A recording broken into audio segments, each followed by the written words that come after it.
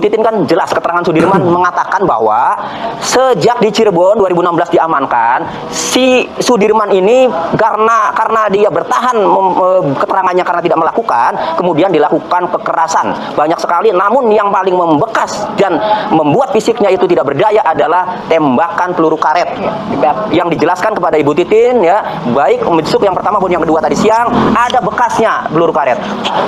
Penembakan dengan peluru karet yang waktu di Cirebon tahun 2016 maupun yang waktu 21 Mei malam 2024 sampai subuh dilempar pakai batu dan disiram air keras, itu tindakan kekerasan. Saya berharap agar dilaporkan. Bagaimana ini kalau dilaporkan? Terungkap semua nanti siapa oknum-oknum penyidik. Halo guys, ini ada kabar yang sangat menggemparkan dan tentunya ini kabar yang membuat tercengang publik ya. Ada seorang napi yang dikabarkan atau ada dugaan penyiksaan, teman-teman ya. Ini dari Bu Titin, kuasa hukum Saka Tatal, dan dari Bang Tony RM ya. Nah, sebetulnya peristiwa di 2016 terjadinya penganiayaan kan sebenarnya sudah diketahui, tapi tidak pernah mereka bercerita secara detail. Saka juga kan bercerita detailnya sekarang setelah viral gitu di 2024. Yang lain juga hanya ya aniaya dan sebagainya. Ketika sidang PK Saka, Aldi juga bercerita sangat detail. Padahal kan hal-hal itu juga tidak pernah kita dapatkan di 2016 karena ketakutan dan sebagainya, kan hanya dia disiksa ini. Cuman sekarang kan detailnya luar biasa gitu. Termasuk juga Sudirman juga menyatakan itu. Terus kamu diapain lagi, ditendang, diinjak, itu dia pelan-pelan ngomongnya. Sudirman sekarang sudah berani ngomong ya. Dan dulu di tahun 2016 memang hampir beberapa terpidana itu memang tidak pernah mengatakan bahwa mereka disiksa atau dianiaya, mungkin cuma sama keluarganya dan sama pengacaranya Bu Titin ya. Tetapi dulu tidak sempat sampai seviral ini karena memang netizen zaman dulu tidak mengawal kasus ini.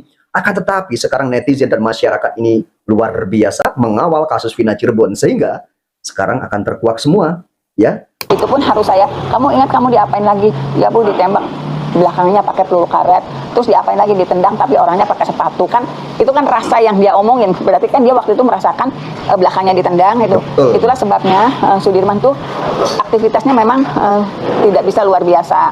Kalaupun duduk dia tidak bisa terlalu lama. Kemudian juga kalau misalnya berbaring juga.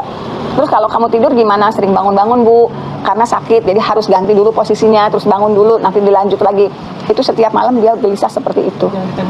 Kasian banget ya teman-teman ya. Ini kenapa Sudirman ini memang tidak muncul-muncul ya dari teman-temannya. Beberapa teman terpidana itu dari kemarin-kemarin juga sudah muncul ya. Bahkan teman-teman tahu sendiri di TV ya, di YouTube itu lihat videonya ya, teman-temannya pada muncul. Dan saya juga sendiri bertanya ya, kenapa Sudirman tidak muncul sedangkan teman-temannya itu kan juga muncul, padahal mereka itu kan sama-sama terpidana yang divonis 20 tahun. Ada apa tidak muncul? Itu. Nah, apakah karena itu mereka tidak Sudirman tidak dimunculkan? Ya, dan akhirnya setelah dimunculkan sekarang ya, setelah muncul ke publik ada pemberitaan yang seperti ini. Di 2016 pada saat di Polres Cirebon Kota. Ya, Tadi di awal Bu, ya berarti ya. Saat diinterogasi. Iya, saat diinterogasi dan dipaksa mengakui perbuatan yang tidak dia lakukan. Yang terbaru juga ada penyiksaan juga Bu, saat kemarin waktu Peggy ditangkap. Sebetulnya itu kan pernah dikomunikasikan ke kakaknya. Jadi kadang gini loh, Sudirman itu kan kakaknya pernah dikirimi video. Sudirman enak, hidup nyaman, terus dikirimi gambar uang.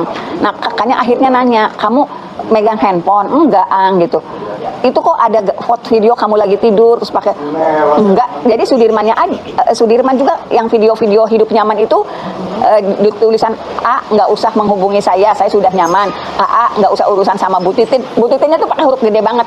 Kok bisa seperti itu ya teman-teman ya? Kok bisa seorang Sudirman mengirim video?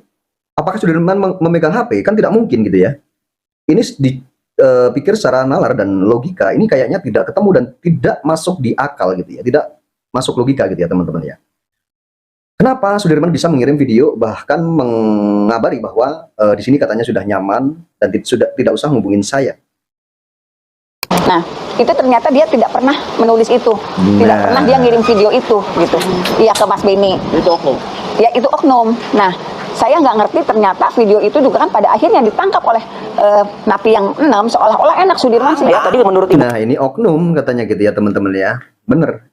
Mungkin gitu ya teman-teman ya. Mungkin bisa saja terjadi. Tapi kenapa bisa terjadi hal yang seperti itu? Bu Titin kan jelas keterangan Sudirman mengatakan bahwa sejak di Cirebon 2016 diamankan, si Sudirman ini karena dia bertahan keterangannya karena tidak melakukan, kemudian dilakukan kekerasan banyak sekali. Namun yang paling membekas dan membuat fisiknya itu tidak berdaya adalah tembakan peluru karet yang dijelaskan kepada Ibu Titin ya, baik besok yang pertama maupun yang kedua tadi siang ada bekasnya peluru karet. Kalau itu benar terjadi ditembak dengan peluru karet oleh penyidik ya, dan juga pada saat dijemput dari lapas kelas 1 Cirebon 22 Mei ya Bu, 21 malam ya Mei ya, kemudian dibawa ke Polda dan dilakukan kekerasan juga, dilempar pakai batu dan disiram air panas. Wow, disiram air panas juga katanya teman-teman ya. Ini benar-benar suatu tindakan yang sangat biadab yang dilakukan oleh oknum-oknum jika benar ada dugaan seperti itu ya. Ini baru dugaan ya, dugaannya ini disiksa, dianiaya, bahkan dilempar batu sampai disiram air panas. Nah, hal seperti ini tentunya masyarakat akan merasa ketakutan. Masyarakat yang sedang mencari payung hukum, masyarakat yang tersandung masalah kasus, tersandung masalah hukum ya. Mereka ini juga ada hak-haknya untuk mencari atau perlindungan, atau bisa jadi mereka ini memang mencari payung hukum. Bagaimana mereka akan mencari payung hukum jika seperti itu? Pasti ada rasa ketakutannya juga, mereka juga. Gitu, apalagi rakyat kecil yang tidak mempunyai apa-apa ya, tidak mempunyai daya apa-apa. Tindakan demikian adalah tindakan penganiayaan ya, maka bisa dilaporkan. Jadi saya berharap pengacaranya keluarga Sudirman juga segera melaporkan oknum penyidik, baik peristiwa penembakan dengan peluru karet yang waktu di Cirebon tahun 2016 maupun yang waktu 21 Mei malam 2024 sampai subuh dilempar pakai batu dan disiram air keras. Itu tindakan kekerasan. Saya berharap agar dilaporkan. Bagaimana ini kalau dilaporkan? Terungkap semua nanti siapa oknum-oknum penyidik.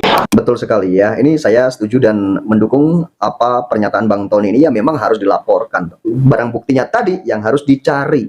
Gitu, bukan mencari pengakuan dengan penyiksaan agar mereka mengaku. Biar diproses secara hukum, karena negara kita ini negara hukum, tidak ada yang sok jago sendiri, tidak ada yang jagoan sendiri. Itu. Bang Tony ini udah Orang di lapas kelas 1 Cirebon marah saja banget kayaknya. pimpinan kok sama, makanya pertanyaan apa juga alasannya pimpinan? Emang di lapas kelas 1 Cirebon nggak bisa dapat pembinaan? Kan gitu. Nah kalau di proses peradilan, apa nggak tahu maksud dan tujuannya Bu ya, tapi Ibu tetap ya mencari keadilan, memperjuangkan keadilan, sehingga akhirnya apa nggak tahu maksud dan tujuannya Bu ya, tapi Ibu tetap ya mencari keadilan, memperjuangkan keadilan, sehingga akhirnya pokoknya perjuangkan terus ya Pak Tony Pada ya. hari Sabtu lalu, tim hukum Pradi sudah mendapatkan kuasa dari Sudirman dan keluarganya. Jadi Pradi sudah mendapatkan kuasa dari Sudirman dan dari keluarganya ya. Ya ini mudah-mudahan benar-benar ditangani sama Pradi ya teman-teman ya, agar Sudirman juga mendapatkan sebuah keadilan. Diberikan kepada tim hukum Pradi untuk mengajukan PK atas terpidana Sudirman.